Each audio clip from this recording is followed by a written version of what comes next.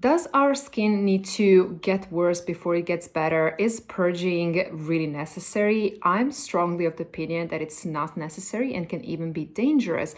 And I'm going to explain why in this video. So you see, purging is this occurrence where we kind of like accelerate the cellular turnover, meaning we kind of like accelerate the rate at which new skin cells, are being made and they push to the surface. And in theory, it should kind of pull the gunk from our clogged pores to the surface. And basically we, in that way, are kind of clearing up the skin quicker because we're just kind of like clearing up all that gunk from the pores. But here is the problem. As I explained in my last video, this irritation that the skin barrier has to withstand from such products that could cause purging, which mostly are exfoliating acids and retinoids. Nothing else really causes true purging.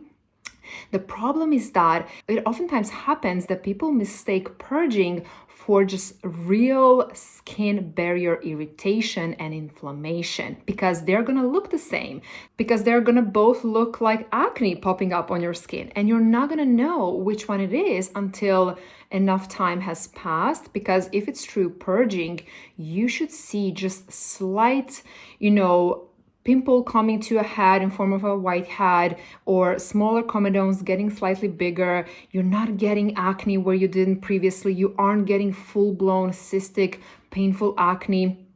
So it's really just kind of like gentle pulling of the pus to the surface, and then it should go away after a few weeks or so. But this is not usually what happens to people when they think they're purging. They really are just going through purging phase for months on end. All the while, unknowingly, they're just existing in this territory of too high inflammation in the skin barrier.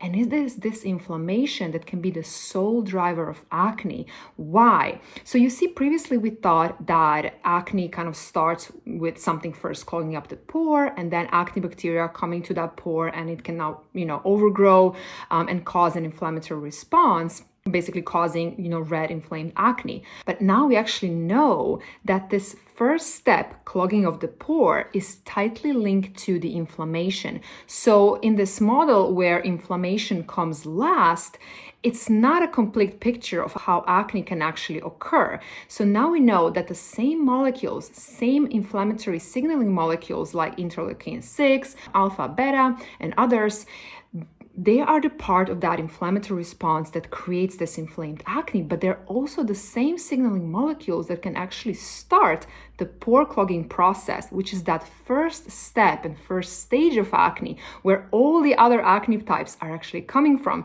So you see, the more you lock yourself in this vicious cycle of kind of continuously having inflamed acne on your face, the more you're actually also causing more clogged pores, and then those clogged pores will turn into acne, and so this vicious cycle continues. You see the problem here of how purging, even for just a few months, can lock you in this chronic state of continuously breaking out of chronic acne, and why I say that it's dangerous. So remember, nothing really should cause you purging besides an exfoliant like an exfoliating acid or a retinoid, but even then, purging is absolutely possible to avoid if you just start out very slowly.